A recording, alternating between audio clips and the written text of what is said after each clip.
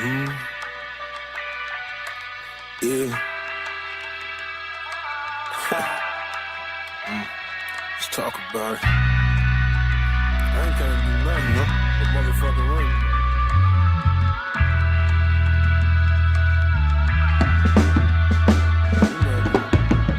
These days I'm so reckless with my life. I should give it up to Christ, cause he made something right here. You a god when your mind elevated and your soul levitating. Watch me float just like Poseidon.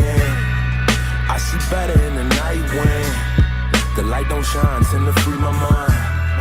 Prep the ship, we shooting light years. Space bound, trying to save my kind. Got the course from Sebit, up in the celestial, where I'll be if you let me. Be great, life's a piece of cheesecake. I'm no longer stuck on planet Earth, let me be frank. You wanna change the world, you gotta use your think tank. Manifest a higher frequency, defeat time, defeat space. Particle accelerator, Higgs, Bison, you see. Or you can't find it from within, I bet you find it in me. Seek balance, that's the goal in any challenge. You wasting energy, you seek malice. Light shine from within, upon yourself would you sin? If you knew the universe was created in men, or you too dumb to ascend? God is one with the men. You know flesh of my flesh, metaphorical gem. I'm a magician smoking wood from the hollow tree. Now I'm Aristotle, Plato, little Socrates. Civilized minds would do well not to romp with me. I'm not a soldier, but it's war if I so decree. What you seeing in the clouds when you open your eye? That's not a bird, not a plane, just one hell of a guy. I realized death is real when I was still waist high. And for us that was the first and the last time I cried. The city make you numb, who need dope when there's adrenaline? A million haters lurk around the corner, wanna finish him, I'm out. These days I'm so reckless with my life, I should give it up to Christ, cause he made something right here. You a god when your mind elevated and your soul levitating. Watch me float just like Poseidon. I see better in the night when the light don't shine, tend to free my mind. Prep the ship, we shooting light years.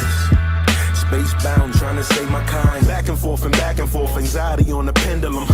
Don't get hypnotized, watching this bitch swing. Kinda feeling old now. Kylie almost 15. Aaliyah's taller than Trent now. Isaiah's a freestyle king.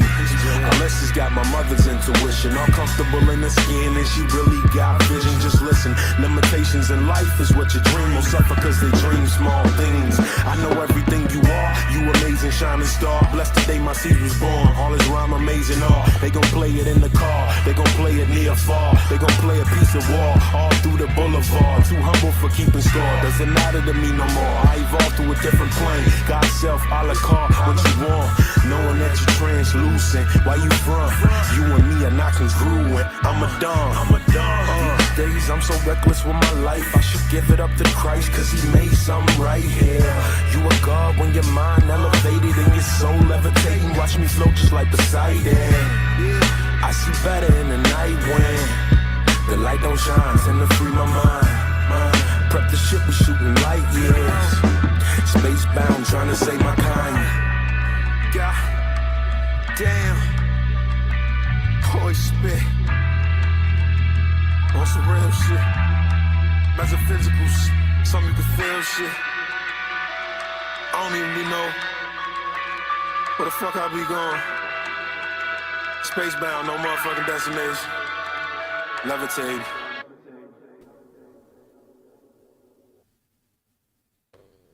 What's good? It's your buzzing cousin Ghost Boogie. Check this out, man. It is episode 91 of B-Boys Underground. We've got the one and only exclusive joining us tonight. This is his second time on B-Boys Underground. We had him once early on with a double episode with him and the homie Tabatas from Animal Crackers. It was a dope episode.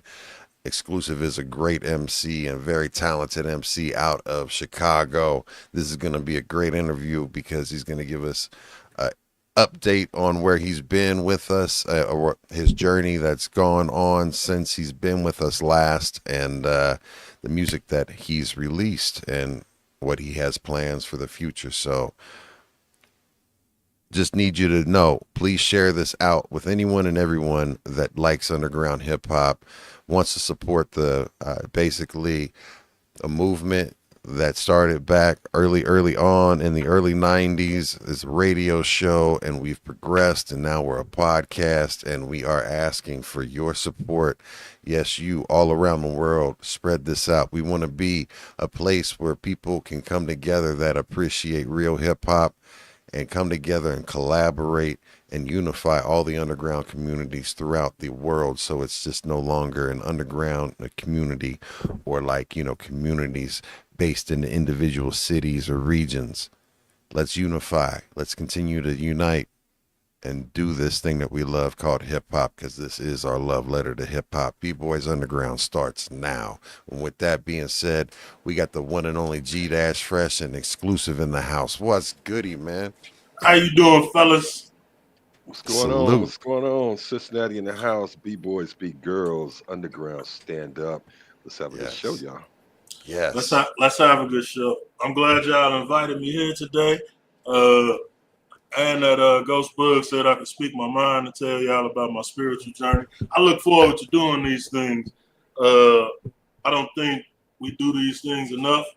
Everybody like to glorify certain aspects of music culture, forgetting like what it really is. And me and Bug was just talking a minute ago about hip hop. To me is a mirror, a direct mirror of the society that we live in. And a lot of us, myself, rather, I'll start from that point. I speak of myself. I've had moments, a long journey with hip hop. Hip hop has been very good to me. Hip hop has showed me things about myself that I didn't know about myself. Trying to overcome what appears to be insurmountable odds when there's so many passionate people out here who scripting their life into these bars and putting this music out for the world to hear. It's hard not to go inside and kind of try to find out where do my music come from? You know what I mean? And until you can answer that question, a lot of us can never fulfill our potential, so to speak, or walk the timeline. That's how I'd rather say that. Walk the timeline that you was meant to walk. Because at any given point, we are capable of walking any timeline we choose. Most of us never get over the fears in life that stop us from moving forward. So it's like a stop sign always get put up when you're just trying to travel down the road. And I got to a place when I started to realize every time those stop signs came up, and I'm like, why the hell is this happening? Don't I believe in me? Yeah. You know what I mean? And you start asking yourself like the hard questions. What do I do this for? What is life for? What's the purpose of it all? You know what I mean? And these are real important things to address within the self, because you can't accomplish anything externally that you haven't addressed within yourself first. Yes. That's one of the main things that I realized, and I think say that again. Say that again for him. Say that again, because that's huge what you just said. Say that again. I'm gonna elaborate a little bit more. So it's kind of like accessing your imagination, but realizing that the imagination is a tool that you can use to construct whatever reality it is that you want to construct. And most of us are taught that life is supposed to be the way somebody told you it's supposed to be. So when you get to playing those scenarios in your brain that's making you a better person, that's what people truly mean when they say fake it to make it. It ain't really fake it to make it. It's visualize that shit until it's stuck, because it has to be past the point of doubt. You want to be something that the world never saw before, a version of yourself that you've never been before. That can be no doubt. And the only way doubt can exist is when doubt transfers and it turns into knowing.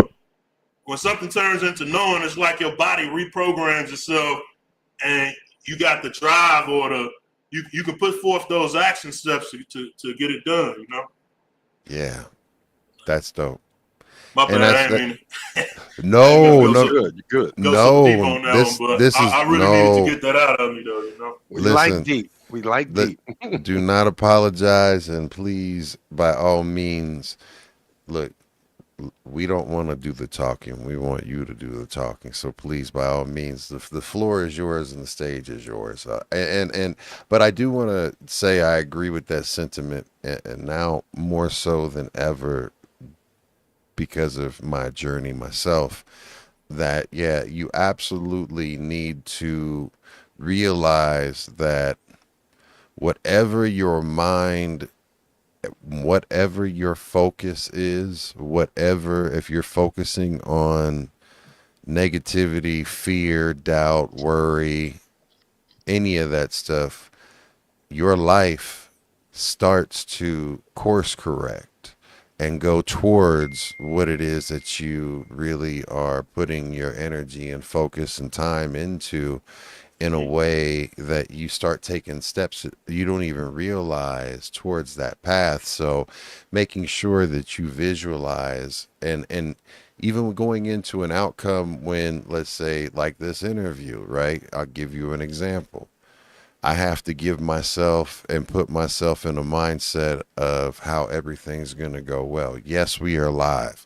Yes, mistakes are going to happen. Yes, there might be personality clashes.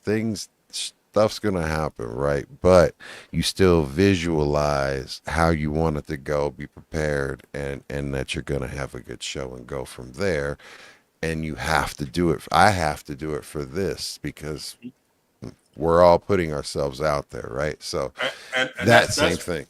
That's being so authentic, my guy. Like you have no idea the power in that authenticity. Because what you're saying is, this is what I heard, and then you can elaborate, tell me what I missed, or whether we vibing together or not. But you have these jackets that you can wear inside. So before you prepare for your show, you like, hey, shit, I'm Ghost Boogie. I got to do this. I know what my goal is. I got to get this accomplished. I'm not finna come at my interview with no weird ass energy or nothing like that. It got to be solid. Then you tap in, and then you wear that jacket, and then that allows you to be that persona. That's not being fake though. Some people would be like, man, well, if you got to put on a jacket to be somebody, then are you truly that person? Well, we put on jackets all the time. Mm-hmm. You get what I'm saying? So absolutely. If I get a phone call from my daughter, for example, right? I get a phone call from my daughter right now, and she in a bad mood. I got this energy going. I'm in interview mode, and I want to talk to the people and be out there. I'm gonna check my energy. This jacket isn't appropriate right now. Let me take this jacket off and put the daddy jacket on, and then move with that energy right now, because that's what the situation calls for. It's like an actor. You ever seen them cats on TV? Great impersonators. They can impersonate whoever. Impressionists. Yeah. Impressionists. You see these people when they tap in? They're not tapping into words or logic. They're tapping into the whole entire feel of what it feels like to be that individual. And then through experiencing that energy, they're able to output that energy, and then you feel it as such. You know what I mean? Yeah. But so jackets, wearing these jackets. We got a lot of different jackets that the world requires from us. You know what I mean? So my rap jacket, I had to learn that this jacket got to be so official that it's like a firefighter reporting a duty. You get what I'm saying?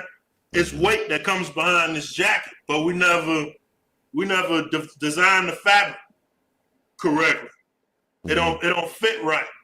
And what you get is you get the artist that's not comfortable in his own skin. Plenty of times I done did shows, and I'm judging myself too much. When I'm really supposed to be vibing with the crowd, feeling the energy that comes from the crowd, and then reciprocating it back out to them, creating a symbiotic relationship. I never knew that it was that simplistic but complex at the same time. You know what I mean? To where all of those things, those doubts, those roadblocks, some stop signs, we inflict those things upon ourselves. Absolutely. We don't have enemies in the real world. I couldn't think of a single thing anybody in this planet, something that somebody can do to me that really wouldn't be me doing that to myself. That's kind of hard to fathom. But when we interact with people on a day-to-day basis and you see something that you don't like, it's not what you saw in that person that you didn't like, because that person might be wearing a smile on their face. It's something you saw in that person that irked you, irritated you about your own self, made it to where you don't feel comfortable inside of your own body. So we don't have problems with people. We have problems with ourselves. And then people show us where to look inside of ourselves to fix stuff. You know, and now that my life operates like that, this is a whole different game being played. You get what I'm saying? I'm no longer trying to win. There's nothing to win or lose at any given point in life, because we're not fighting against each other. It appears that way, but every time you lash out at a person, you're really lashing out at yourself. A smart person recognizes that they be still. You go inside, you change something, you come back better than you ever been before. I totally agree, with the exception if I see somebody digging their nose and eat a booger. Now that ain't nothing inside of me. Yeah, I'm a germaphobe. It still holds true to the point. Just like Ghost Boog just said, it ain't necessarily what that person did with their own finger. If they stuck that mug all the way up and up, it ain't what they did with their finger. It's your relationship to germs. Okay. I like the way you flipped that. I can pull. And it's my opportunity to tell them to go wash their hands. So go wash your hands, man. Get away from me. I carry hand sanitizer. So yeah. What I learned, even in the most extreme situations like that, I learned that everything not for me. So if I catch Buddy, he up here, that's something we'll never talk about. He'll never even see it in my facial expression how nasty of a motherfucker he is. We having no dap sessions either. Right. We won't ever shake hands. It's a lot of things that you'll never know about me, brother. You're not riding in my car. You're right. Touching wiping anything on my seats. I'm opening the doors for you. Hold on, let me get that door first. Yeah, like sticky finger on there. No, I understand. And to get back to one of the things that you had said about, how we wear jackets. I had never put it in that terminology, but I always just called it masks. You wear different masks. And, if you are a person who grew up like under any type of traumatic situation or environment, you know what that feels like. You know exactly what that feels like. And that could be, due to, family climates, to neighborhood climates, to any social economic climates, any of that stuff, right? And it causes you to, because you're born a certain way, and as a child you have a certain soul, and that person is still within you and wants to be that person, but due to your environment it made you adapt. And as an adult, when you get to be, they always talk about how men freak out in their 40s. I think it's because we have been taught and conditioned to be a certain way and have to be a certain way. And if you are a person that is an extreme individual, such as myself, where I will take everything to the ultimate extreme and lean into it, especially if I find it to be helpful and something that helps me survive, then, but at 40, that environment and that person and those, your whole situation no longer exists as the same as it was before, because you've worked to be in a different spot, hopefully by that time. And then things become maladaptive. So the things that you needed to survive are actually holding you down. So that mask, that persona is kicking your ass because you think, but now it's not. and you know it's not, but you don't know how to. You don't know who you are sometimes, and it keeps you from being the true, genuine self that you want to be and that you should be, and that You just takes some touched time work. you touched down on something super, super important to this whole understanding. You mentioned something about it being like you talked about this person that you were with a child, and then this separation that you gain from that person over time. That creates this term. I've been familiar with it for like the last year. There's a term called cognitive dissonance. Mm, Cognitive dissonance. This is when let's get into it. something that you know to be true is in direct conflict with what your will might allow for at any given point in time. Now that child, let's remember back. Let's all go back to when we were shorties, right? What are some things that were very healthy for you then that are frowned upon when you're 40 years old? One of the most important, I'm gonna just tell you what come to mind for me right off bat, talking to yourself. People have no idea. I don't mean in like the old, I'm gonna get you, no, you get back. Like that type of energy. I mean just, so I noticed this, right? I was typing on a keyboard, and I'm a person who has historically had anxiety type issues. You know what I mean? I'm typing on the keyboard, and I'm noticing, like, man, okay, I keep having these typos. Then I'm forced to go back, and then I got to retype again to fix it. How can I fix it before the mistake is even made? What's really going on inside? Well, inside, I figured out that just like I might rush forward in the conversation, I'm rushing forward with the typing process. It's all a timing thing. It's the rhythm. The rhythm is off internally inside of my brain. So I'm like, hold on, what happens when I just HELLO, are you doing, and just concentrate on the perfection? Well, when I slow down a little bit, things just come out naturally perfect. So maybe sometimes when we got these racing thoughts and stuff in our head, are we even aware of the fact that you can control the speed of which you think inside your head to calm something down for yourself? And it has real world effects like typing speed being faster versus slower, increasing understanding versus rushing through things. Mm. So it caused me, I started paying attention to pauses in general.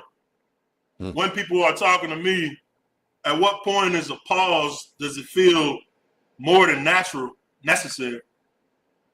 Then I started observing my own speech patterns. And I'm like, man, you rush through everything.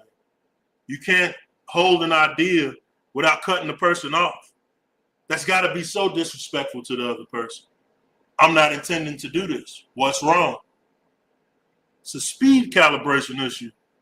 Something that when you're aware of it, you actually have a faculty to control it, to speed it up when it needs to be sped up and to slow it down when it should be slow. But I kind of sidetracked.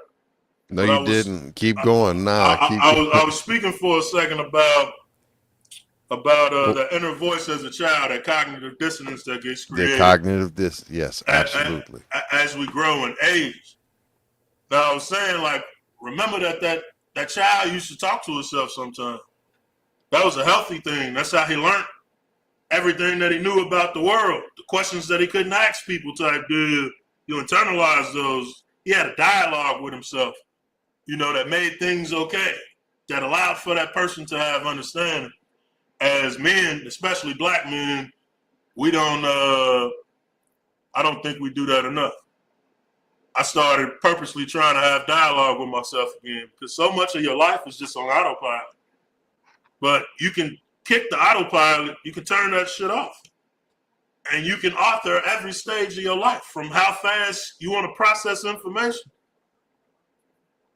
to what you mean by the information. It proved to me how important, like, how deep language goes. I got to asking myself, is it possible to produce a thought inside of my brain? Because there are people that know Spanish, there's people who know English, Polish, Chinese. What if that language didn't exist right there?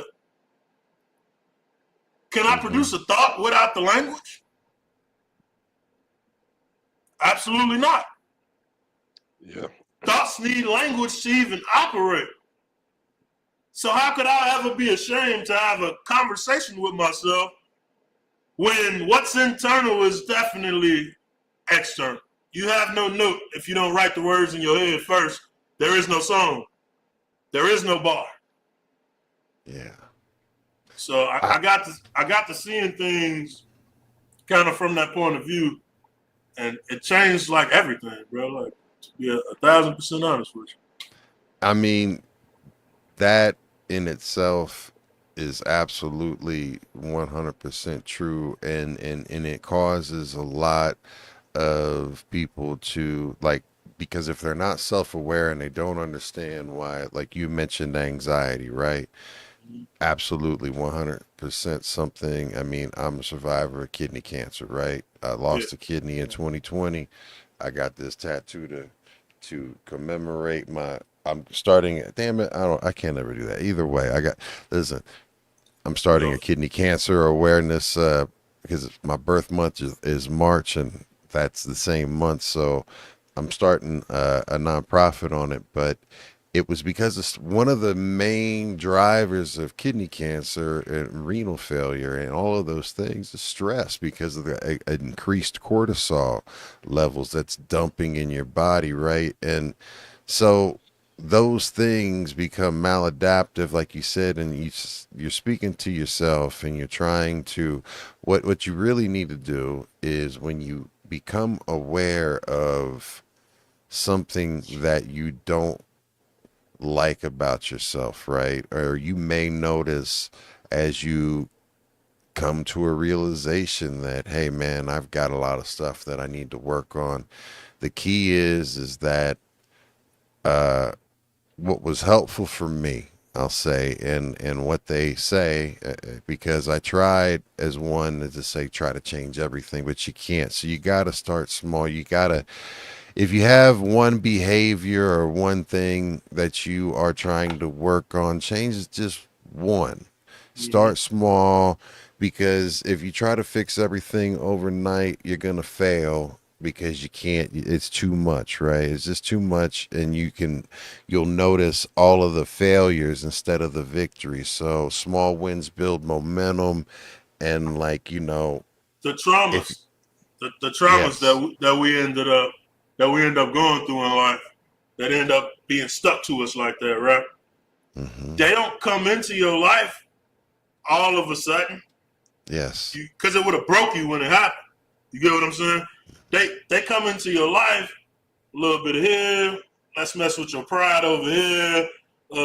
Let's mess with this over here. All these little faculties of the brain, right? Yeah. It's just quite cross-wiring itself over here.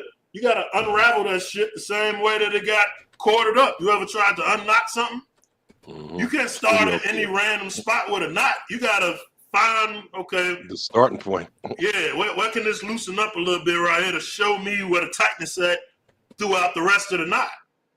You get what I'm saying? So that's kind of how I equate the same thing that you're saying. Now you can look at it like a momentum rolling, a snowball effect, a little small snowball rolling, turn into a huge avalanche that can crush buildings, right? But I think it's a little bit more accurate from my point of understanding. Yeah. To look at it like a knot. You got this knot of compression, all of this. You got to find that point to where you can pull something loose. Then everything else, naturally, the next point going to present itself. And it's like all you're doing is following the map that already exists already. We're not reinventing wheels. We just rediscovering the side of us that we ignored for 30 years, 40 years, however old we are. You know what I mean? Absolutely. Because and I think what you said, that child, he was brought into the world perfect. He already knew the God within himself. That's the point of that song, God's self. We all got God literally flowing through our DNA, through our bodies. The only thing that prevents us from having access to it is what you choose to believe in, what you know versus what you only have faith in. For something to turn into a knowing versus faith, you have to feel it. Yeah. You know what I'm saying? How many times somebody said, man, I never knew what love really was until Shorty broke my heart? Because through that pain, through that feeling, it showed you something. And he was like, I'm going to respect that next time. You know what I mean? Absolutely. That's what the last year of my life has been about. Just self-reflecting inside. Then I realized I got on Facebook one day and I was like, damn, I love people. I don't have a problem with nobody in the world. I understand why he like this and he like this. Everybody suffering from the human condition. Man. The human condition is feeling detached from the same thing that made you. Wow.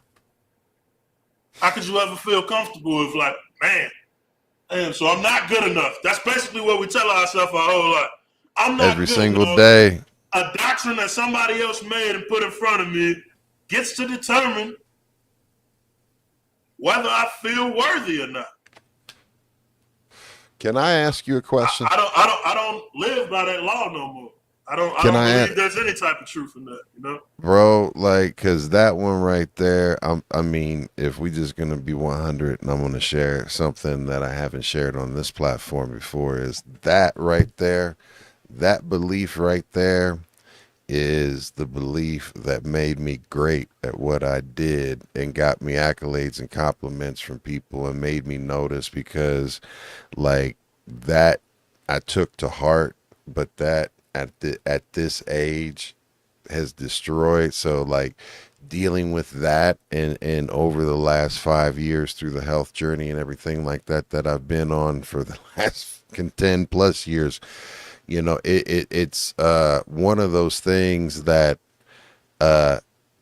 being able to address is key. I 100% echo what you're saying. You've got to believe in yourself and address that all the way. You got it. You have to address that, man. But I'm from Chicago, Illinois. There's so many external things that can go wrong in anybody's life out here. You know what I mean? Mm-hmm. To realize that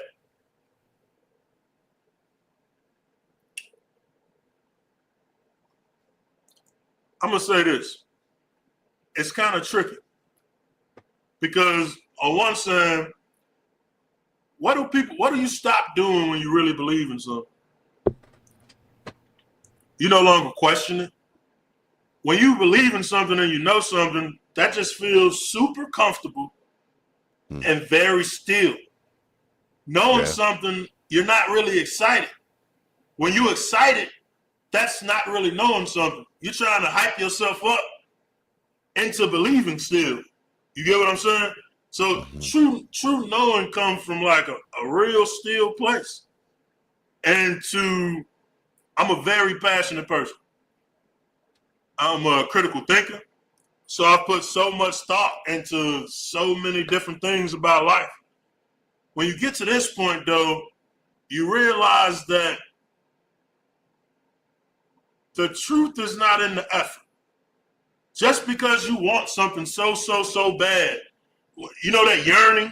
You know how the Bible always talked about that yearning, that lustful ass feeling as being kind of sinful or being sinful? It's because it is. All you did was just blinded yourself. You said, I'm going to choose my want. I want this bad. I got the skill. God bless me with it. I want this so bad, I'm willing to do anything to get it. That sound pure. Sound like it comes to a pleasure, good pleasure. But does that feel pure? Nah, because it's so much that you're not thinking about when you make that type of commitment, when you put yourself out there like that. It got to the point to where I wanted it so bad, Ghost. when reality finally slapped me in the face, I never got what it was that I wanted because it wasn't truly what I wanted in the first place. Mm. It get real deep when you always been connected with it. So when you said since childhood, you know what I mean? That resonate with me. Because it get real deep when you always been connected. And every lyric that you wrote, you was really writing a letter to your future self on some shit to decode for how to interpret the past that you lived type deal. So that particular song, God Self, you just played, there's so much meaning that song holds to my life in any type of way that you can think about. The metaphysics in the song and the actual timing when the song was released, what was going on in my life right then and how that came back full circle around. The term God Self, okay? I was using it arbitrarily. So I was like, man, God Self, I gotta have the feeling of being righteous like a God, you know what I mean? And this moral compass, that's what the word originally meant to me. 2 months ago, I re-listened to the same song again, and now I'm listening to it, I'm like, God, wait.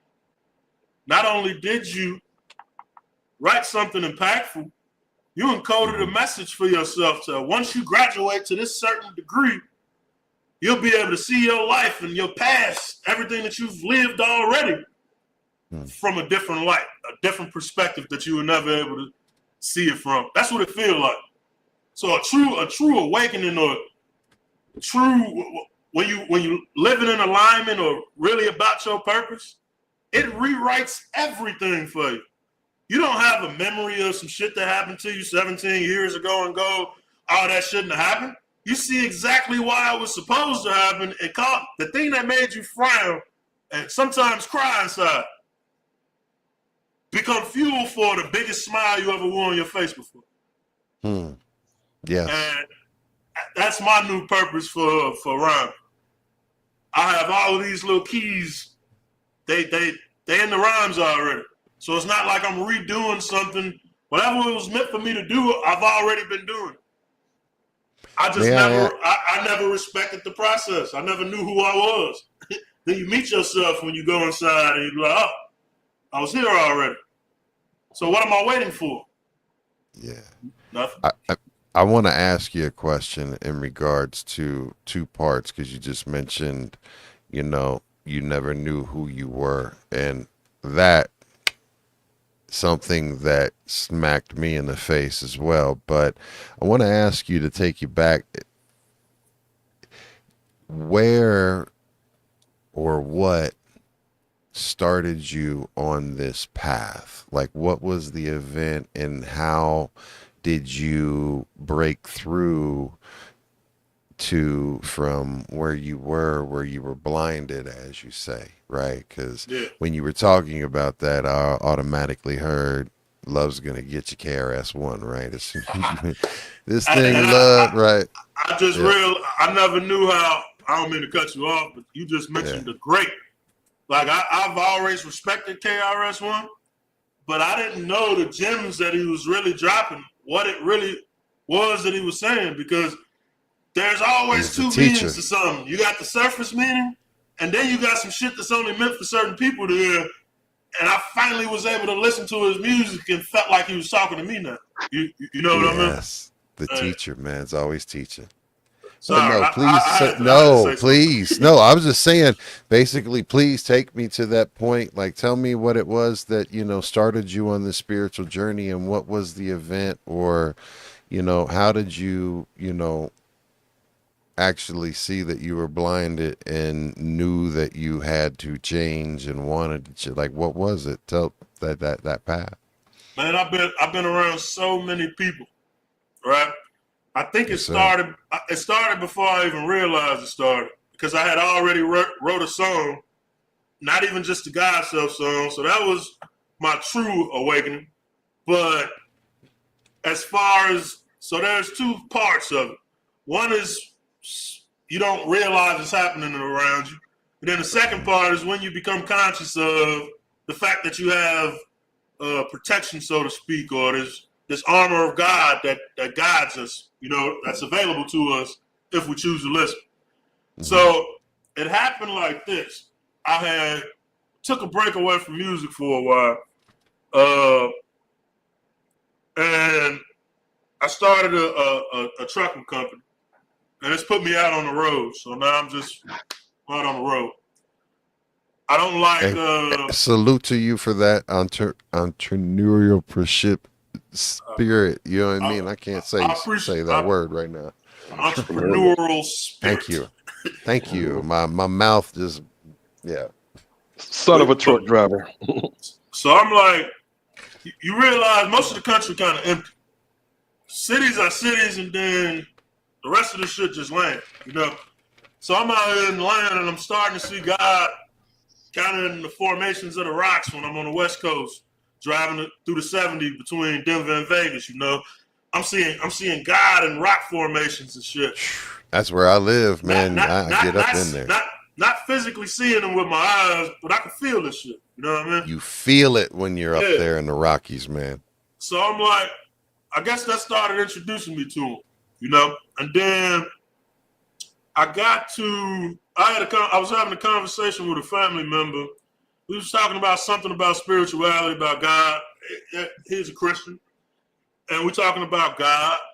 And I realized everything that I'm providing to this conversation is mostly lip service. I have never read the Bible from front to back or middle to either direction. You know what I mean? I've never read the Bible. I've only been paraphrasing everything that everybody else told me about the Bible my whole entire life, which did have a pretty good understanding, but that surface level understanding, that's not my own relationship with that. You know what I mean? Yeah. So it started like that. Then I'll be 1,000% honest with you. I don't know how faithful people are. I got my own relationship to spirituality and whatnot. But what honestly happened to me is I'm reading. I'm like maybe 2 or 3 chapters away from finishing the Old Testament.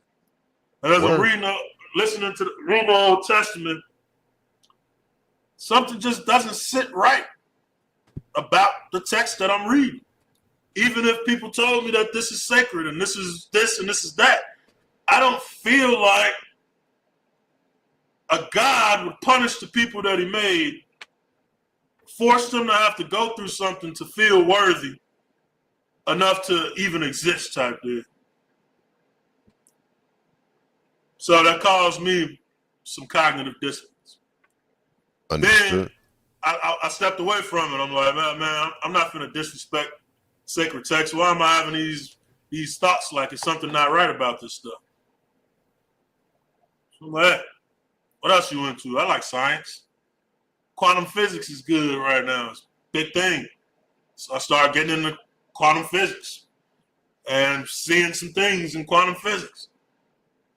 And I'm like, this quantum physics stuff seems to overlay religion some type of way, a little bit somehow, but it's not supposed to. You know what I mean? And starts pointing back at each other, right? Right. So this is, so maybe my Bible part of it was probably 2 or 3 weeks, me listening to the Bible every day while I'm driving. Quantum physics, I'm listening to YouTube videos, and then at a point, I felt like something snapped. I'm like, what's really going on? Now, why does it feel like there's no amount of information that can satisfy the want to know? What is the want to know any damn way? Yeah. And then that started the slippery slope of what it takes. That starts the right conversation with self that leads you to, that led me to my awakening, to put it that way.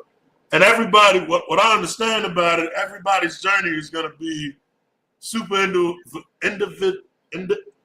individualistic in nature.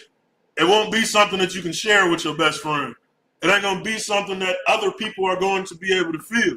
You have to feel inside of yourself until You find what you're looking for, and then radiate that outwards. That's the best way I can describe it. But it's real personal. It's not something that you can share like some things like I'm kind of going through now, but you go to war with yourself in the process. You understand? You got two different versions inside of you. One that knows what's right and what's wrong. One that was trying to protect himself from what the world threw at him. You get me? And both of these people, they have to sit down at the round table. They got to talk that shit out. And it might be more than just one or two, and it's not and that's not like to say that people are crazy or like you've got like different personalities. No, you have different parts that make you up. Correct. That is psychology. You got ego. You got the dude inside that gets sad. You got that dude that can't look. That used to exist inside of me. I'd beat all that shit out of me though. But that used to couldn't look a person like. Next time you go in a grocery store, like look a man just randomly, look a man in the eye, and try not to break eye contact, and see how weird that feels. And if you're not aware of it, type deal, that is a force that's guiding your communication with other men, other women, type in this world. You're cowering inside for whatever random reason that it might be, and it always ends up being something petty. Something that you just chose not to address instead of saying, well, let me think about this right now. You get what I'm saying? And when absolutely. I started mentioning, I had lost train of thought. I was like, man, I'm from Chicago. There's so many external things out there that can get us, right? That's not even where the problem lies at. Those external things are going to get you. If you don't get things inside of you, that no longer need to exist inside of you no more. You gotta purge that shit out of you. I'm at the stage right after purge. So now it's what do I do with myself after I really know myself now, you know. But it's not even just purging though. I mean, it's making peace with, because it's not because in like therapy terms, they call it shadow work, and shadow work is the work that you do on the inside, and it's not like physical work that anybody can see, except the work that you do manifests itself into the real world, and it brings you into becoming a genuine person and having peace in the moment. There's a term that I have adopted, and a motto that I have adopted is where, my path and my journey, you have a goal at the end of the path, and you're in a lot of people's minds, and that goal at the end of the path sometimes gets further and further away the closer you get to it. But you know what the secret is? To stay on the path and realize there is no goal. The goal is to stay on the path, right?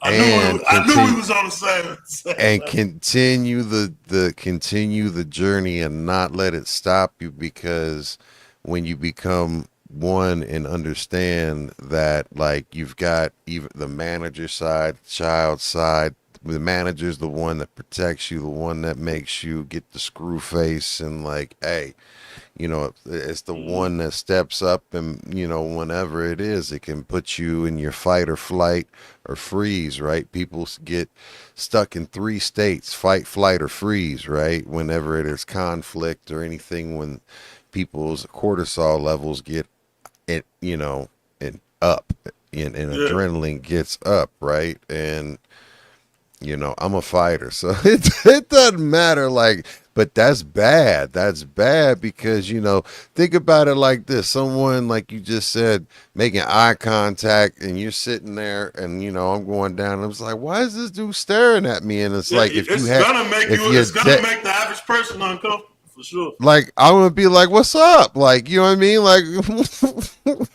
that's inside of me. It's like, I'm trying to war with myself, like, please don't. Let's not go to jail today. Right. Like I'm just trying to get these groceries, and that's the reason why Mama Boogie doesn't allow me to go to the grocery store because I act a damn fool. It usually happens if somebody knows me and I forgot them. I'm like, what is I this, hate man? that, dude. I know your face, but I can't remember your name, and But I don't. can't remember where you're from. And when that happens, don't come up and say, you don't remember me, do you? I used to lie about it. I say, no, I don't. If you're going to ask that, I say, yeah, I forgot you, bro. I know your face. You know what's crazy when them people come about?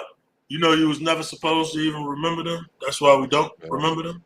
Oh wow, Everything we were supposed to remember, that shit's right. It's in there. wow, man, Things that aren't important, that's they're deep. just not important, you know? It was a brush off. Unforgettable. It don't Gems. even be no diss to the other person. You know what I mean? You can genuinely not even have an opinion about so and so because you don't even remember them, you know? Mhm. But everybody, that proved one thing to me, though, the most basic thing. I learned this looking at my dog one day, bro. I'm What's sitting that? laying on the couch. I look over at my dog, and I see every time somebody walk past him, I can see when he get lit up, when he become active or alive, rather. You know what I mean? Mhm. Then I start seeing that same thing in every person that I came across in the whole entire world. I did this for 2-3 days straight. What I recognize is that everybody in the world, what we all have in common, is that everybody wants just to be recognized. People don't necessarily want to be understood all the time. Everybody want to be seen. Nobody wants to be ignored. And that goes deeper depending on how deep a person's brain is, how deep that goes. Some people want to be seen surface wise and they post on social media, you know, the highlights of their life, not the whole thing, but just Not the the low highlights. lights. Not the low lights. The bright lights. Just the highlights of the life. And then you got some people that don't really care for that, but they still want the same thing that the Facebook poster was posting. They still want to be seen. That might come off different. A person who over explains themselves a lot because Yeah. they want their soul to be seen instead of their cosmetic things or They want to be understood as being seen. Yeah. And I like this interview, man. This felt good. I got a question for y'all now. What's that? Can you see a growth? Is there a difference in my energy now from the last time that I was on your show? Yes, sir. Big time. And I do remember the last interview. I think there were some name changes going on. So it actually it transfers into what you're talking about now. You was still in that, you wasn't even really deep into the journey that you've been describing here today. You were still like just kind of doing your thing, good music. But now you understand. And if you look back, I would even go back and look at that interview. I saw some pieces of it, and you could like, man, this is where I was being led to. This is what I wanted to do. This is who I always wanted to be. This is who I already was, and didn't even know that I was this person. Yeah, just peeling the layers back. One thing that I'm doing in this interview that's exponentially different from the last interview, just from my perspective, from my camera lens, right?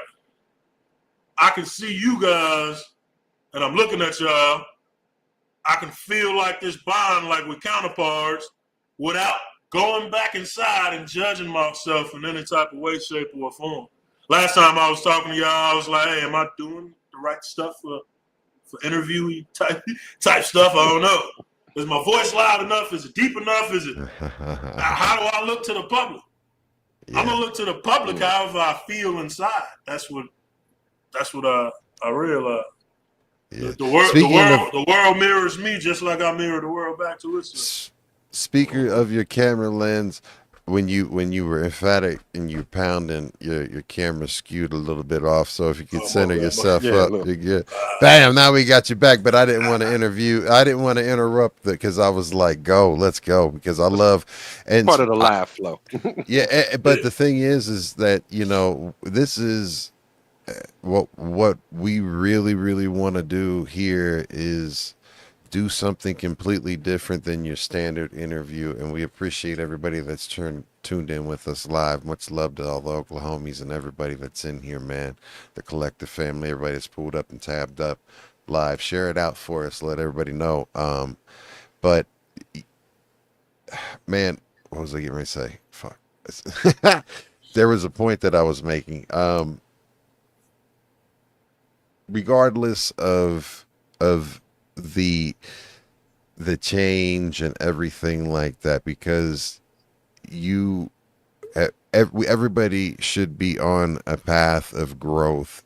We want to have these type of conversations because it is important to get to know the individual, and by getting to know the individual and having the conversations that we're having is what we want to have with every single person that we interview. Because what I want to do, and what Fresh and everybody, like, we want to be able to give artists a platform to become and show their genuine self, and allow people that already follow you, or people this is the first time they're exposed to you, to actually give you an opportunity to bond with them.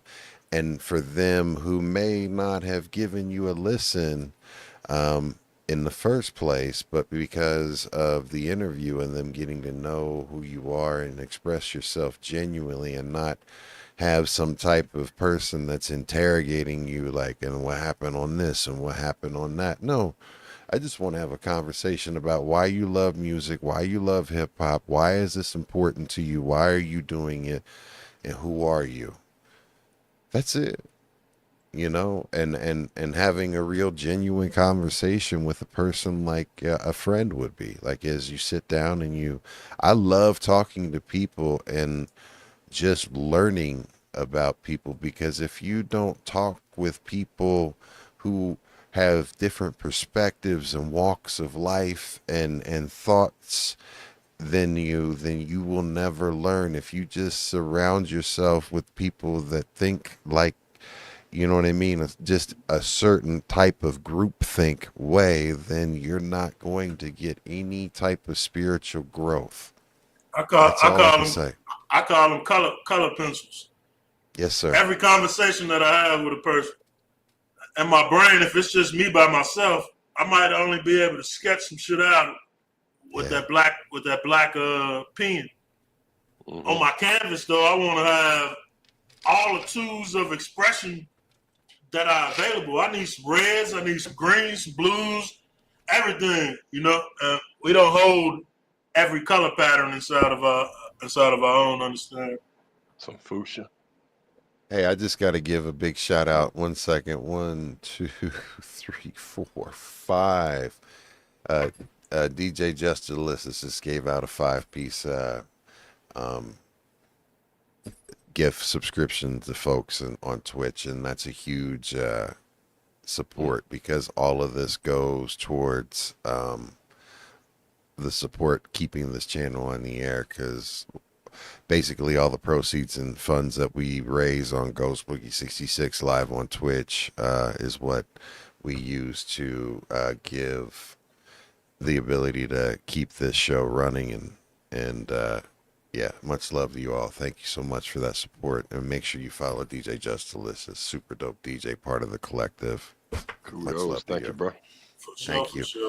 And but to get back to it, I mean, this is great. I mean, and this is important, because us as men, think about how much we change, and how the person and who you, if you think about yourself in 10 years ago and then 20 years ago, like if I was to think about like the person that I was in my teenage years and what I want to hang around them and all of that stuff, or what I agree with the thoughts, no.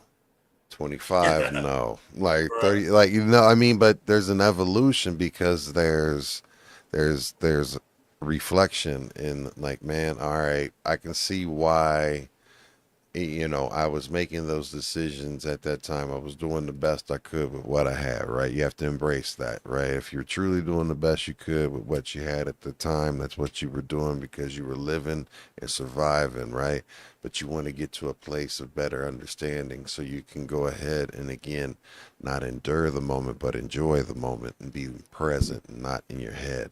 Yeah. So, what was it that how did you like get what did you go to any type of therapy group sessions or did you do like what was it that you studied that got you to this knowledge and understanding? What was it that moved in you, man? So look, I got a couple key people who can start to like unravel things for a couple people. I mean, for people who resonate with these gentlemen. One of the guys' name is Andrew Bustamante. He likes some type of, I think he like ex-CIA or something like that. But he make these YouTube videos talking about basically perspective versus perception. So that was very helpful. Then I told you I went from religion to studying quantum physics. Then I'm like, the actual question that came about was, okay, I know what I'm capable of putting together, like in the construct of my brain, right? But Yes. I wonder if there's somebody out there with like a higher IQ or something who may have because I see stuff, I recognize patterns real easy. So I'm thinking, is there a person out there who has like some type of level of understanding who can just point me to some terminology or something that I need to grasp all of this that I think I understand already, but don't have words for? And I came across, did a Google search for the smartest people in the world. One of the guys came up, Christopher Langley. He's from Kentucky, super high IQ, but it wasn't by happen chance that I ran into this guy because the things that he enjoyed. Now, imagine this. So you got deeper questions on the state of life, the universe, why are we here, right? And you like, it's all different types of people in this world. So what are the odds, even if I met somebody with a high IQ, that their interests in life would be similar to my interests, to where it was something that they cared to think about, to have an opinion about. So I ran into this dude, and he describes something called a CTMU, which is self-aware and self-generating universe. Not that my ultimate understanding ended up lining up with that guy's idea. It was just, sometimes you got to just get to the window so you can look. You got to get to the glass so you can look and see what's out there. Even if can't nobody narrate the story for you. So it was like listening to him. I'm like, okay, I see something that I was never able to see before, but even greater, I felt it, not just a thinking it. This is not 100% accurate, but this is type of feeling. That's. Did I answer your question? Yeah, you did. No, no. I got deep in thought. I didn't remember if I was answering your question or not. No, I mean, what I was wanting to know, like who you studied and and how you started to apply these things, because it for one, it's easy to learn and learn these things and hear these things, but it is a mother to apply. Ooh, if you truly, if I was being the version of myself, yes, like the ultimate version of myself, right now, right here today, this interview would be different. My energy would be different. So I'm still walking my journey. You know we what I mean? all are. Absolutely. So everybody's always, I don't feel like a person is ever going to feel like, I've reached it, because there is nothing to reach. What you're actually reaching is, no matter, you was talking about that goal, you're reaching the point to where you realize that the goal is to move the goal. there is no place to stop at, because the way that nature and the universe work, the moment that something becomes stagnant or still, it gets replaced by the next thing that's about to evolve that can look at it. Because if you can look at something, right, and see that it's stopped and it stood that still, now you can critique it. And you can be like, this is how you defeat that. This is what makes me better than that. You get what I'm saying? So Yes. that describes why I no longer really believe in, and I don't believe in the capsule of the word good or bad. Because when you say good, if I say like broccoli, that's a good thing. Broccoli is. But go eat Delicious. but go eat 20 pounds of broccoli and watch what happens to your body as a result of it. You're going to throw up. I don't want to be in that room. Right, so That you, too. Can we even label broccoli as good? Yeah. Moderation, I guess. Yeah. In moderation. All But, things in moderation, yes. right. In moderation, you can label it good. But why did you have to modify it?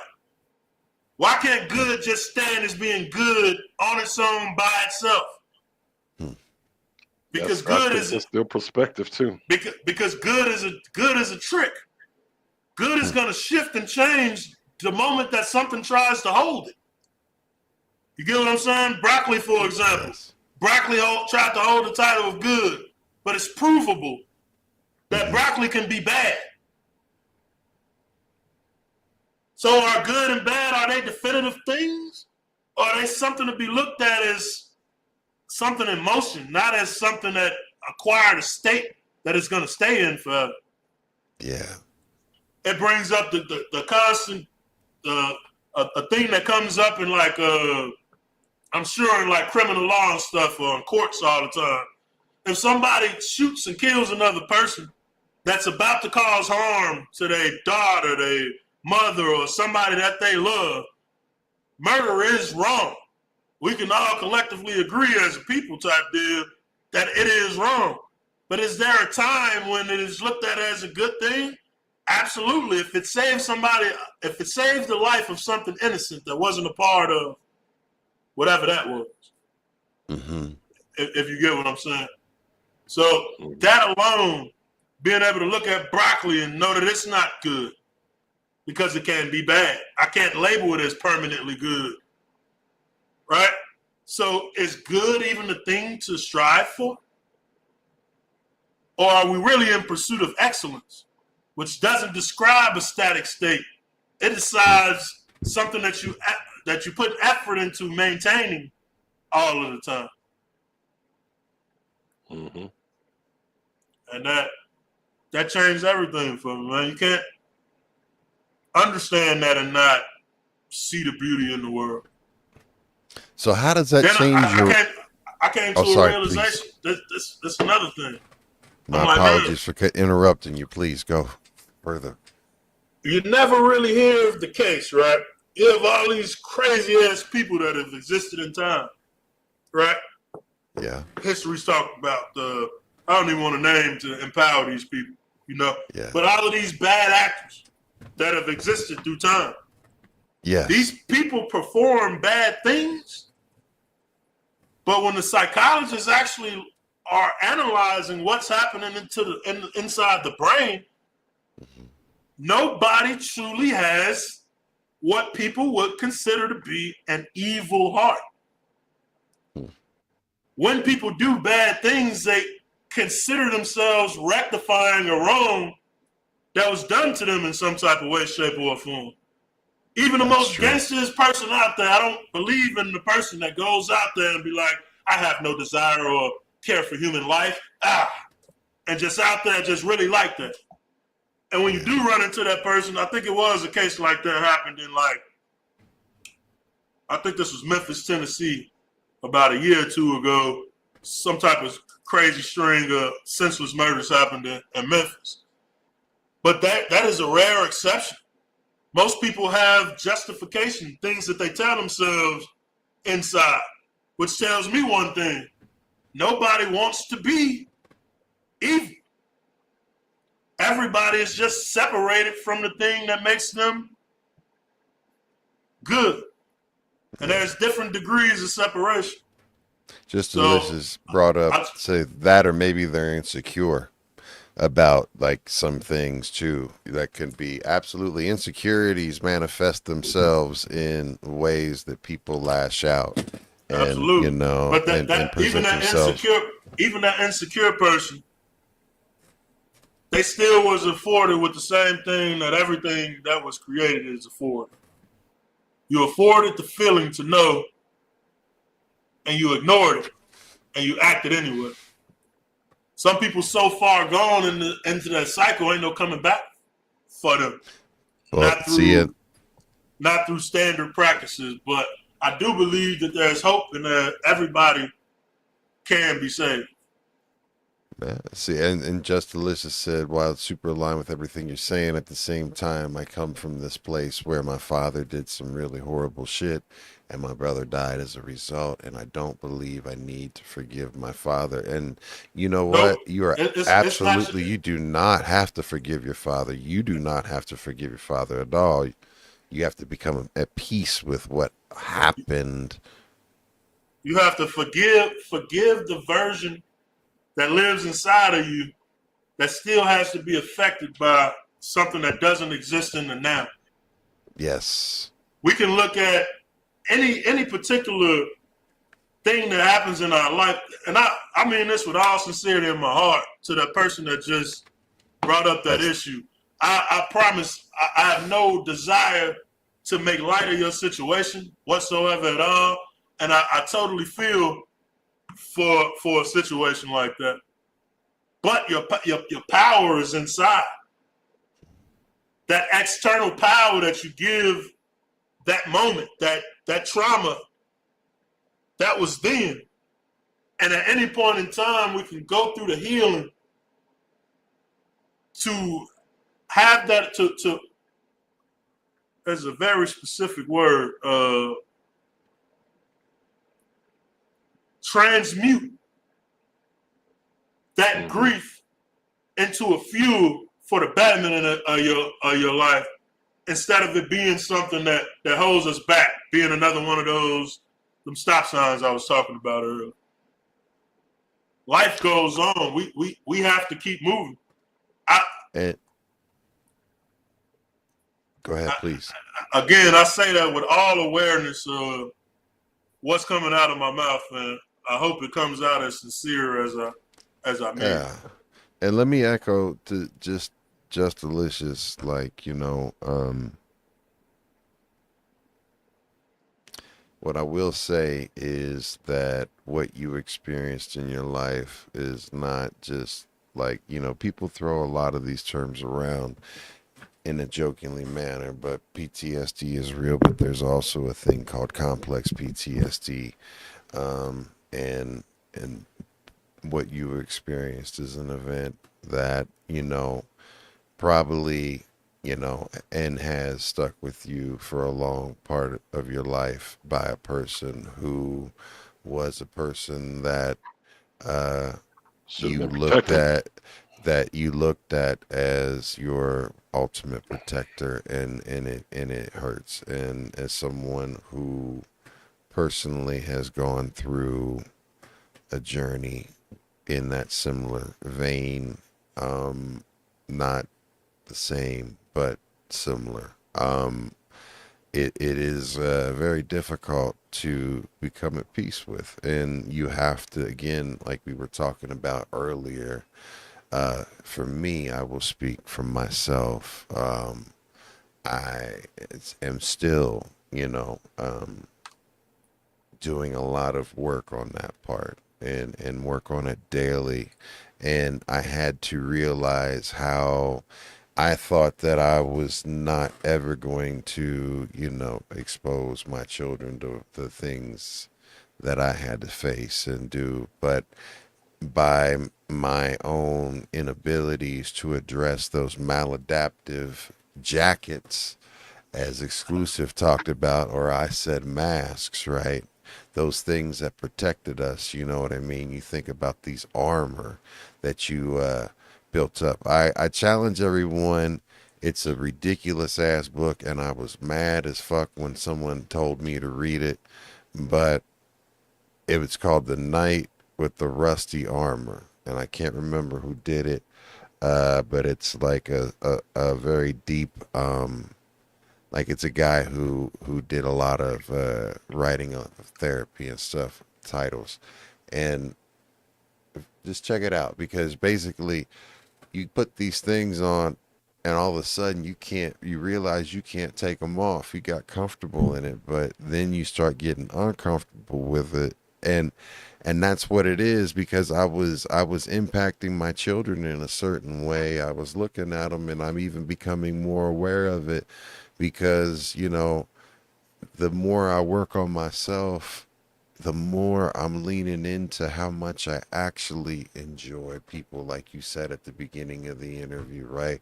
Whereas people, I protected myself. I pushed them away. I didn't, but I kept them at an arm's distance. Whereas now, you know, I'm embracing connection and the humanity part of it, and I appreciate your honesty and what you've talked about so far on during our time, you know what I mean? And I hope people out here are getting something from it. I would touching bases. I didn't know if I was even going to put this song out, but that comment that she just made really just opened my eyes up to the importance of this song that I'm about to share with you. So nobody ever heard this song before, but it's so appropriate. And then y'all can tell me what y'all think about it. Yeah, we are at that music time. How'd you send that to me? I'm trying to send a link on through the chat, right? I sent it to your messenger already. This is SoundCloud link. I got you. I get to it in 1 second. Let me get there. Even though I'm not, you know, I see society. I hear these stories too often, and I just want people to know that this is the stuff that you find in my music. I'm gonna touch bases on stuff like what she brought up, and hopefully the song means something to you, because I definitely wrote it for people like you. As a part to this song that's about myself as well, as far as the inner demons that we fight in relationships, but the song branches off into exactly what she had just described there. I want her to know that there's people out here that's listening that give a fuck. So check this out, man. Y'all are getting an exclusive from Exclusive, and this is entitled Come, correct? So here's what I'll come back. So what I need everybody to do is I have put and copied the link. Can I share the link publicly or not? I just want to play. If people want to listen to it today, I'll leave it up. That's a private link. It's not a release song. So I'm not gonna. So we're just gonna play it. All right. So check it out though. We have a thing. We always artists never get a chance to set the table and put us in the mind state in the room when before the first time that a person hears that song. And I know you just said it connected with you and made you want to sit, you know, and send this out. Is there anything that you can share that inspired you to write this song? And I was watching, actually, I was watching a movie.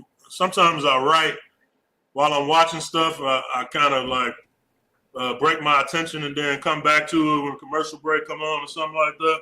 I don't remember the program that I was watching, but it was one of those real heartfelt programs about a woman going through hardships, things that she shouldn't have had to go through in her life. But at the time, I was already had started writing it's finna start off as like a love song type deal. And then the energy kind of switched. I was like, well, why would I do that? There's so many of these that exist already. Let me turn this into something more theatric, that's realer. So at the end, it's going to describe a scenario where somebody sacrificed themselves so that something else can exist. You'll hear it in the song. That's not a true story, but it encompasses a feeling that I wish to promote into society. There it is, y'all. Beautiful, beautiful explanation. And with that being said, we're getting ready to hear an exclusive, y'all. Come back.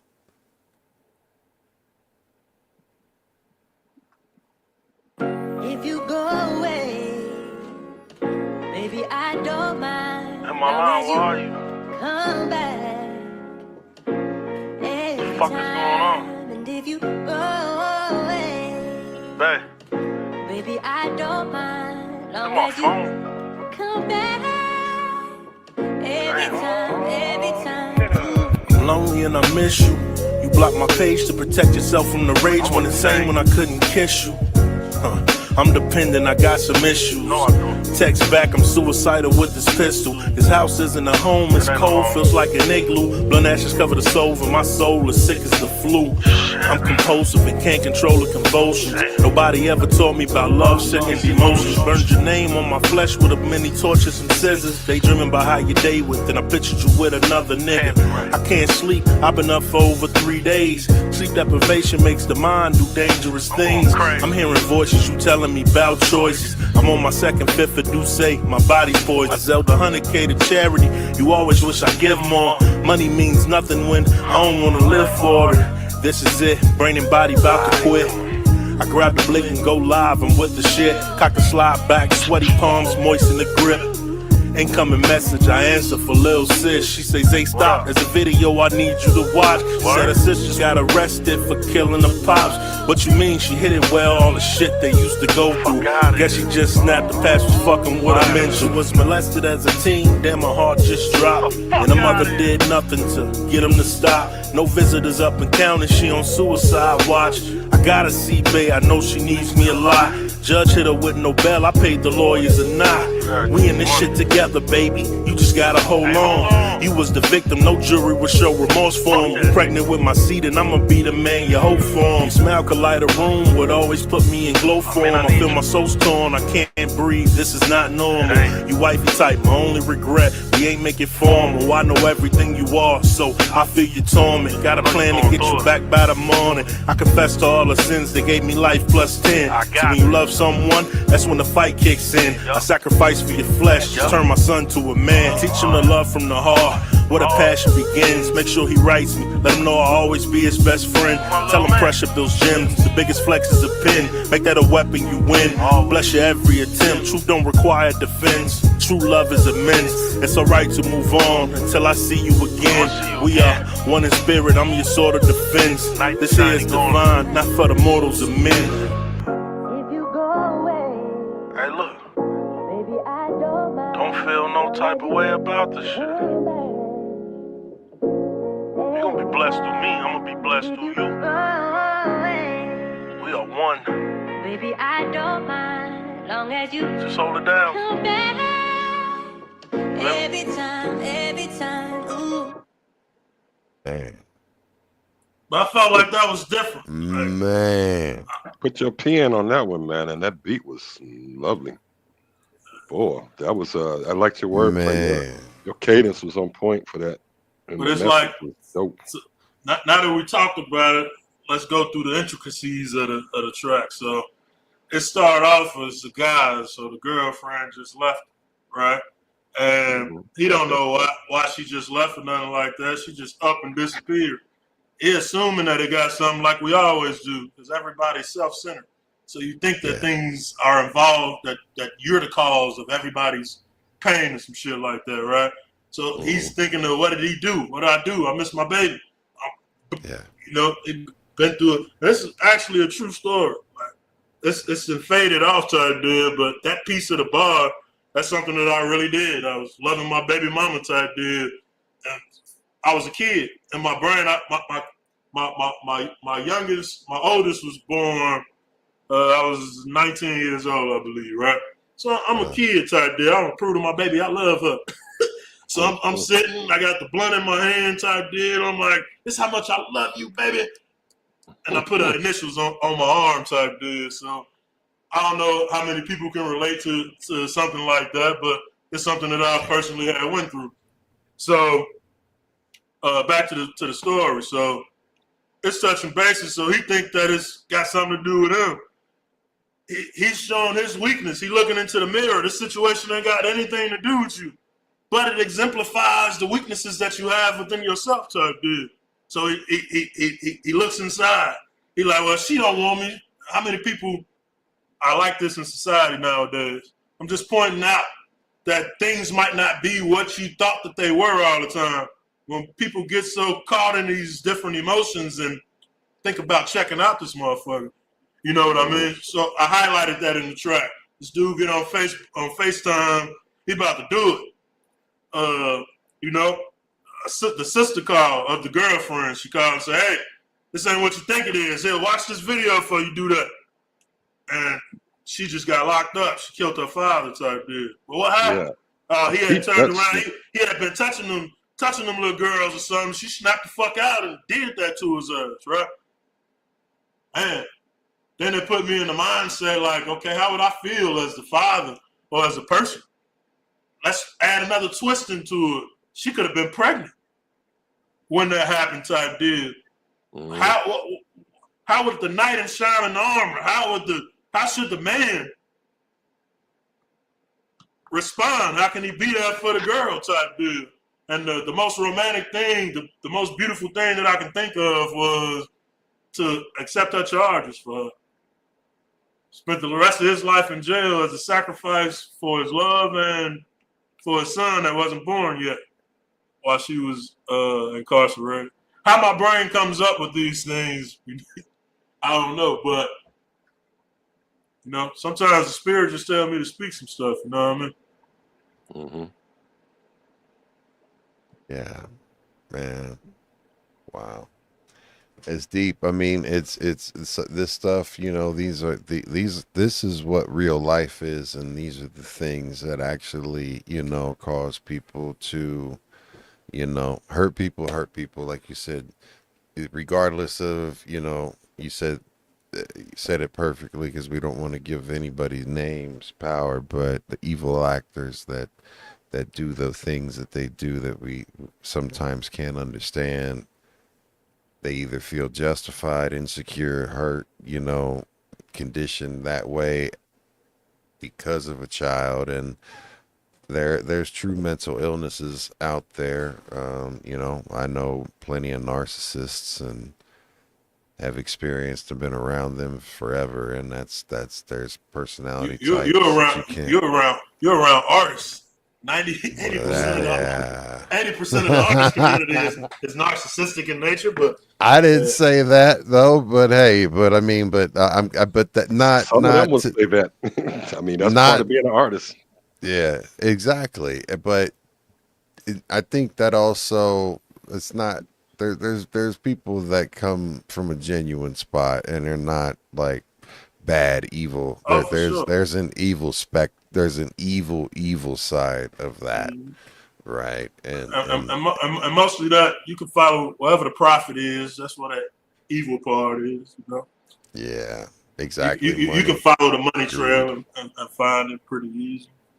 Greed, man, makes you do everything, right?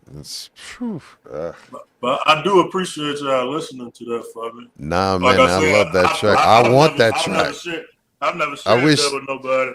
I wish you. I hope you share it with me. Like I want that track, man. Yeah, when you man, that like got me in my feelings, man. I was like, hell yeah. You already played it now. Played it for us, and let's slide it this way. I'm dropping an album. Okay. It's either gonna be the end of this month or within the first 2 weeks of August. Normally, I try to drop stuff on dates that are important to me. I'm a real symbolic type guy. I believe in synchronicities and things of that nature. So, my father's birthday coming up. Nice. Okay. So that's what perfect. Boom. Then that would be some probably on the works. And that's on the album. Yeah. Okay. There it is. And I almost didn't make it, but nah, bro. I like when things bro. unfold like this because it give it. Nah. It be like, yeah, you gotta do it. That's this one, man. Come on, man. You can't leave this one off, man. This was important right here. This one's important. I appreciate This it. one's That was a good important. joint. Good joint. Excellent. Yeah. That would So get that would get replayed a few times. You know, that's kind of how judge music. Like, would I willingly play this again? And definitely on that list. You know, because you get hit with so much music. It's like, do I want to hear this again or next? So yeah, that's a replay. yeah. I don't say that lightly to anyone. I'd be like, hi. Yeah. But man, like I want to get into also like you've released a couple of tracks just recently this year, right? Cartier Lens and that was I'm sorry. I made Bury me money. Bury Me. I was thinking that I had it wrong. Bury Me Money, yes, and both of those tracks are really deep in the message in it too. And I was wondering because I wanted to be able to play that for the folks as well, and if you could like take it, Which one? Bury me money. like whichever one you want to go first, right? Because I'd like to play both of them, right? But which explain like you know. Bury me money was like. Now the hook is kind of. So I started that song off. Get it all out of your system. They left you for dead, but you never played victim. Who knew that you'd succeed and stay far away from the system? Everyone was saying that's a booby trap mission. I can make it happen, man. Your boy got vision. God showed me who I might be. And lately that's been weighing on my psyche. I got a lot of work ahead. I cannot sleep. Expose my life up on these bars and hope they like it. It was kind of like after I went through everything spiritually, right on the, I call it the ass end of it, right? Right Yes, on the sir. ass end of it. That song just kind of came out of nowhere. It was me refilling the structure of me again. After I had just felt lost for about a year straight. So when that song came out, it was like,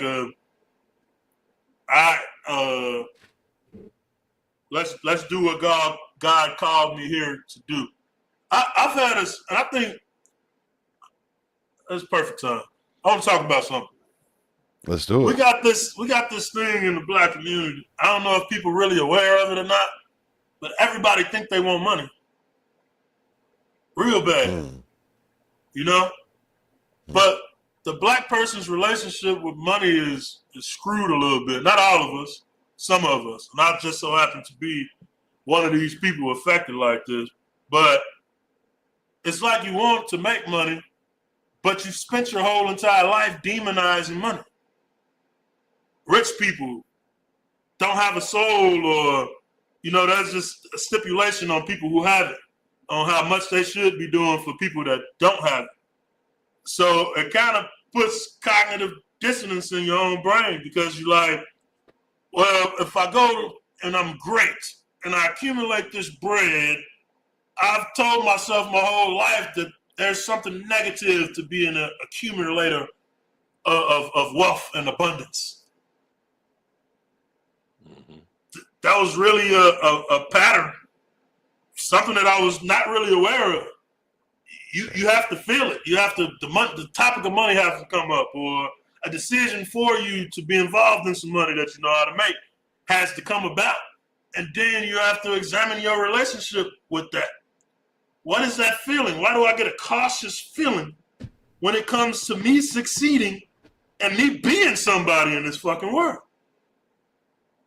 Why does that cause me discomfort?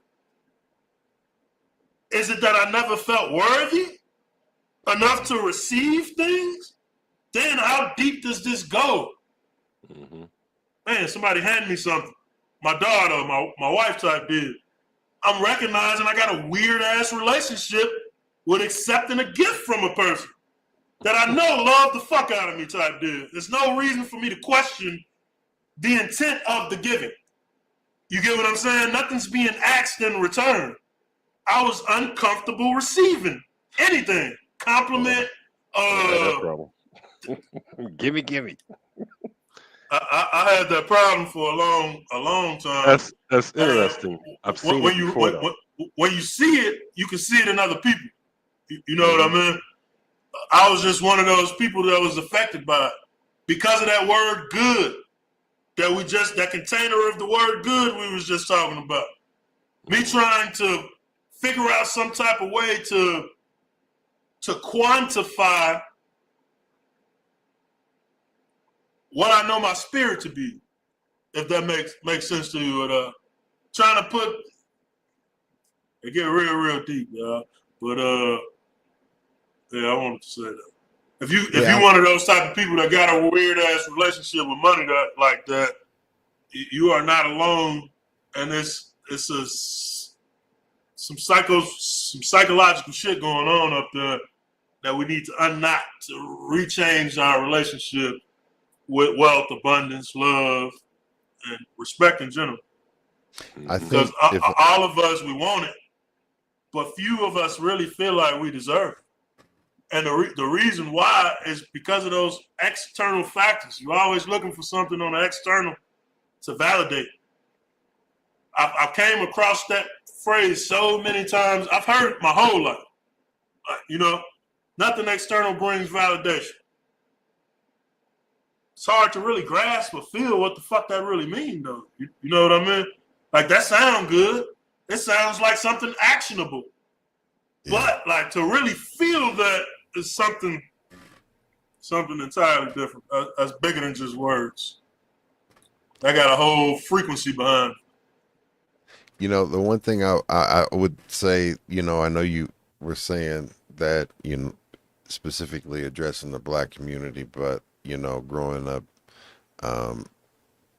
It's an every community impoverished problem. and it's a human, yeah. But I mean, because it's definitely something that I can say, that when you have folks who are impoverished either financially and also impoverished spiritually and education wise, right? You don't have financial knowledge and the financial knowledge of that not being fiscally responsible and understanding how money really works and investments and those things, and having anyone to be able to sit down and teach you that and put that in you at an early age so you can walk on that journey and continue down that. We almost never get that. Yes. They don't teach that. Think Not about taught in school. how hard would it be the people who designs what the curriculum is? Yes, sir. Isn't that a no-brainer? Yes, Part sir. of something that should be a part of. So They taught us how to write checks. right? Not how to value your credit. The reason why it's not in the curriculum is because it was never meant for me to know or understand that. You get what I'm saying? Absolutely. Absolutely.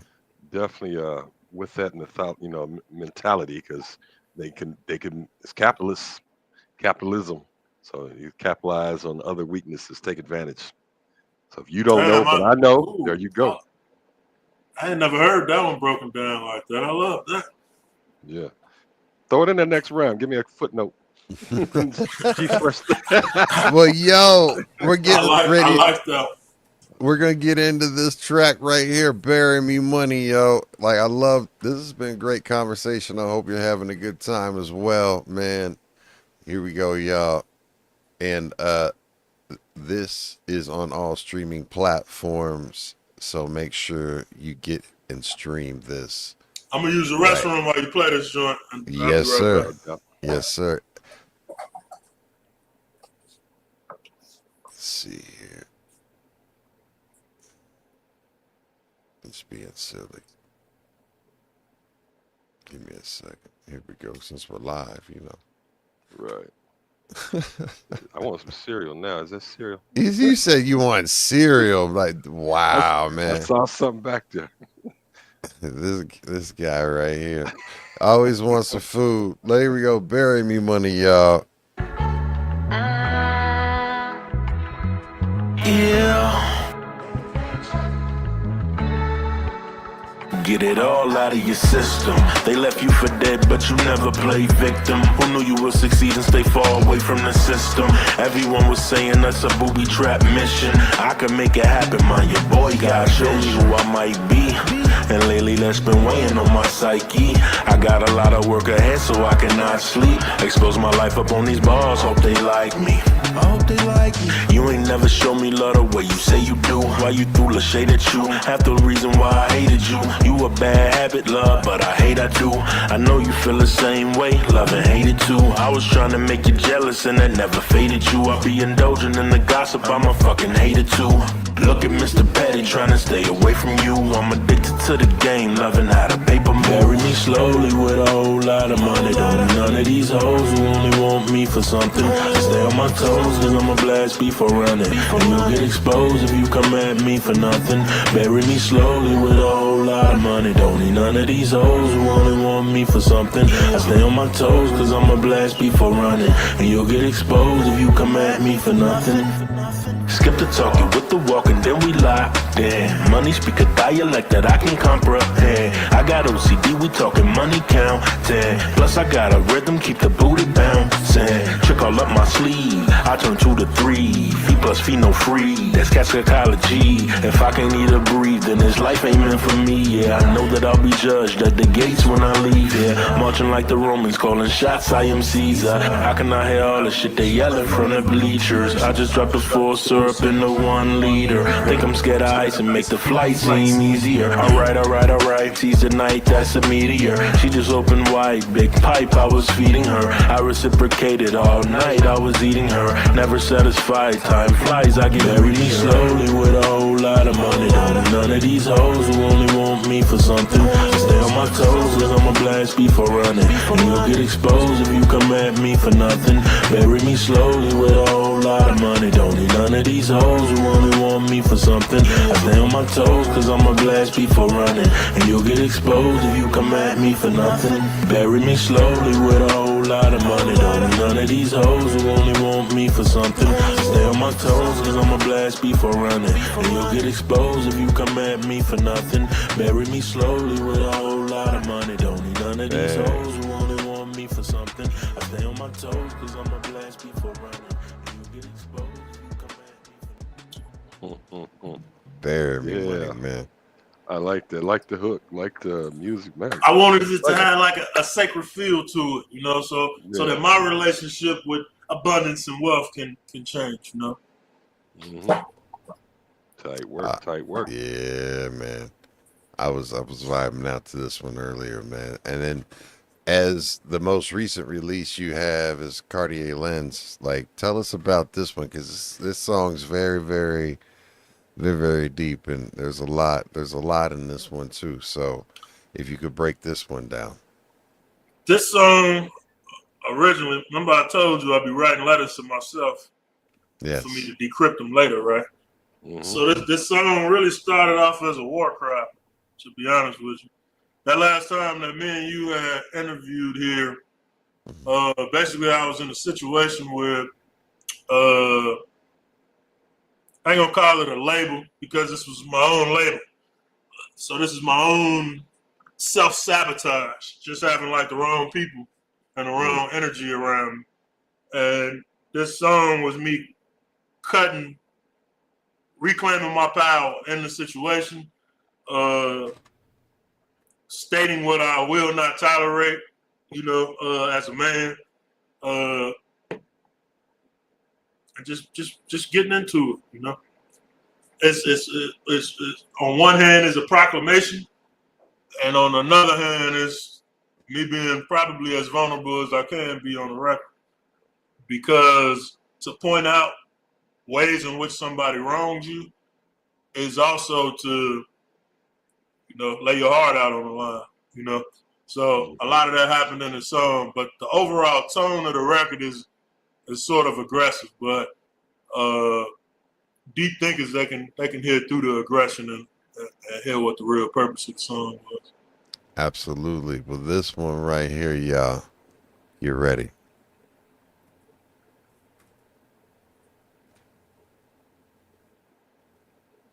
feel like they fucking with me, yo. This nigga, who the fuck is exclusive? I don't know what it is.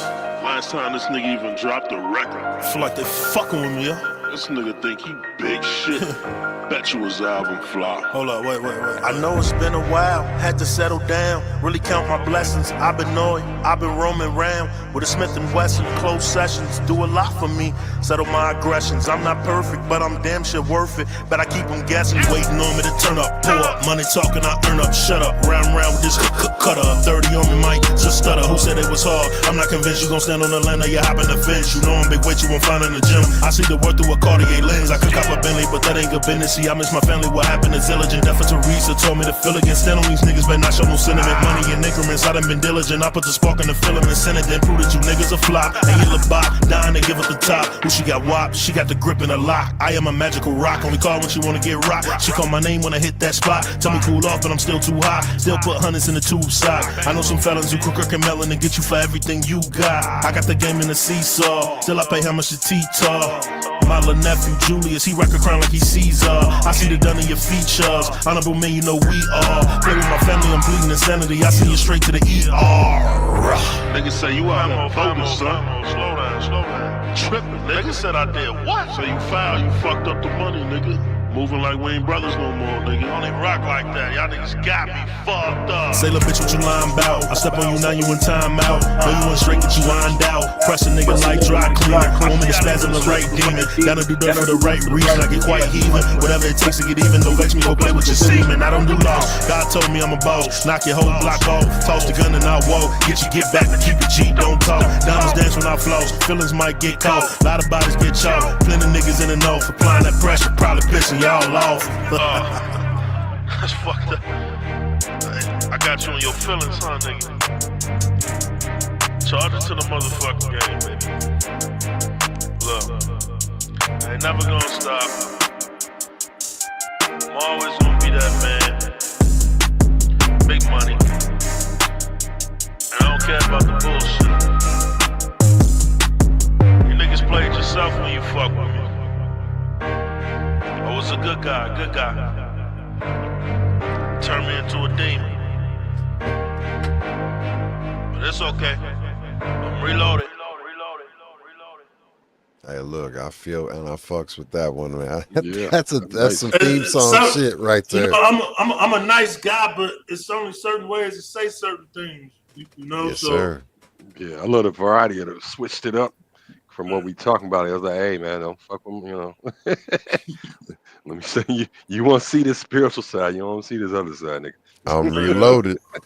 I'm reloaded. I'm a real cool guy. Even when I originally wrote that song, man, truth be told, man, the energy that I felt when I wrote the record, as far as the blatant confrontation, I've graduated past that energy. You know what I mean? Yeah. I still have to own the music that I create, the time capsules, Right. that I create. You know, so I own that record with zero apologies whatsoever at all. But I will say I did some real deep soul searching. You know, and I still love everybody that that I had to use those words against. But it's different. See, I ultimately got a different type of love for myself now. You know what I mean? So it's like I don't even take the slight. The slight not even there no more. That caused the feeling to happen. I don't even feel it no more. You know what I mean? So Yeah. I mean, like, the thing is people come in and out of your life for reasons and seasons, man. And if anything, that was a beautiful season. So that's all. That encompassed 10 years of my life. You know, like so it's hard. You can't erase that type of history, but you can, like I said, when things hurt sometimes, they can cut you deep. You can let that turn into PTSD, or you can go through stuff. When you go through it and you choose not to be judgmental and stuff like that, and you know, it offers you a whole different type of peace. Absolutely, man. Yeah. I can see my own insecurities and the things that used to drive me. Now I look and I don't flinch no more. When before, like, you know, damn, it's irking me. I can't let so-and-so get away with this. Or, that type of energy. But I can look at shit like that dead in this. I'm right here with it. Like, not being avoiding a confrontation or anything like that. It's just, none of that shit matters to me no more. You know? I think what it is, if you think about, like, when people talk about energy, right, and bringing that type of energy, I think in the way that I kind of think about it is that I used to be very rigid, right, and I'd have I'm like, I'm ready for the shit, and don't come with it. Now it doesn't even matter. It's like again, you don't receive it. You let it just pass through you or pass by you or whatever, right? And it's emotional regulation, but also emotional what do you call it? Wisdom or growth. You know what I mean? Like it's knowledge. I like the word intelligence. Intelligence is that's what I was looking for. Emotional intelligence. Yeah. Thank you. Yes. Absolutely. I didn't even know that was a type of intelligence to have until my spiritual journey. Until my spiritual journey started. I always prided myself in being like the book smart type, memorizing some shit and knowing what I'm talking about in that type of way. But spiritual wisdom is something totally different. You could feel it. It ain't something that you just think about. Yes, absolutely, man. Look, this has been a great conversation, and you are always welcome to come back and talk anytime. I will be back, guys. I hope that album when the album comes out. Yes, sir. We waiting. Hit me up, fam, and send those files, man. Send them files because I'm gonna be playing them. Because again, just in case y'all didn't know, B-Boys Underground should possibly be back this weekend. Yes, this Saturday we are doing another mix show, a video show. We did a first time test on YouTube Shorts live. It's horizontal. You can check it in past episodes tab of B-Boys Underground on YouTube. And this interview and all the other interviews that we've done live, uncut, unfiltered, and uncensored and raw, right here on B-Boys Underground. Run those back, but it's going to be videos, and we're going to be featuring videos just like this that we played, and then, of course, from the artists that we had Destruct yesterday. It was a double-header week of B-Boys Underground. We appreciate everybody that's tuning in live and also the folks that have tuned in on the replay. Run it back. Share it out. Share the links. Let everybody know who Exclusive is. If you've felt any type of way about this interview or anything that was said or commented, please, we want to hear your views and opinions. Make sure that you do comment, leave those comments, hit those likes, hit those all notification bells, and share it out, and share out Exclusive, because this has been an interview where there's been a ton of game, ton of knowledge, ton of jewels, and ton of honesty and being vulnerable. Because remember, when you allow yourself to be vulnerable, you allow your genuine self to shine through. Peel them layers back, baby. Peel them back. Get the onion skin off of you. Yes, sir. Hey, I wanted to talk to these people that I'm just not seeing. I just hit the comment section of this chat. Please, I wanted to say thank y'all. Definitely DJ Lex, G Fresh, I see you on here, and anybody else, DJ Just Delicious. Y'all been rocking, and I wasn't even aware that y'all was communicating with me. But I definitely see y'all, and thanks y'all for tapping in, listening to me tell my story. And Shorty said she labeled me. She said she likes spiritual gangsters. And I like that phrase. I'm gonna coin that shit on my Facebook. I appreciate that. Yeah, you got some gems out of this too, man. And just to let you know, yes, Delicious. I'm out of I'm originally from Cincinnati, Ohio, but now moved to Denver because when I died the first time, I said I'm not gonna die in Cincinnati. But yeah, Damn. that's no slight on Cincinnati. I was just That's like, that's no, shitting on the natty. nah, no. Here's I don't what even it want to is. fucking die here. Nah, here's what it was. I died there once, so I don't die there again. But here's the thing, like. I'll give you that one. I love the mountains. He spoke on it earlier in his interview when he got a chance to drive down 70 or 80 and go through those mountains and that See God in the pass. rock form. And you feel that's the only way that I can explain to anyone that's never seen or been in the Rocky Mountains or anything like that part of the country. When you get out and you get out in the middle of nowhere and you see what it is that you see, you feel insignificant. You start to feel like an ant. For real. Yes, it puts things Yep, in been there. perspective, man. I mean, it's just I really really anybody that has not had a chance to get out of the city or travel due to whatever, man, put travel in like as a priority. Find a way to get out there and do it because it is 100% the most important thing that you need to do to give yourself your spirit a break from the monotony that you're surrounded in by your environment that you don't even know about, bro. And You know, shout out to my other co-hosts, Big Weez out in Denver, Big Boogie, Weeds, my and family, we got yes. Mad Ways, Mad Bluebeard. Waste, He's out in the L.A. So you kind of come South together Central. on a central podcast. We kind of little bit all over the place, but we still talking that good old hip hop, that B boys and B girls underground. Hell yeah. I am looking for DJ Fuego to raid out. But as I do that, shout outs or final thoughts exclusive, please. Yes, sir. I just want to say, man, I appreciate any time somebody give me a platform to speak to these people. And I appreciate when the people speak back to me and engage the conversation like what happened today. I am always available. I'm one of them type of artists that if you inbox me, I'm definitely going to respond back to you. So please say what you mean what you say. Tap in with me. That Either part. way, it's all love. It's good. Yes, sir. So, Fresh, what you got to say, man?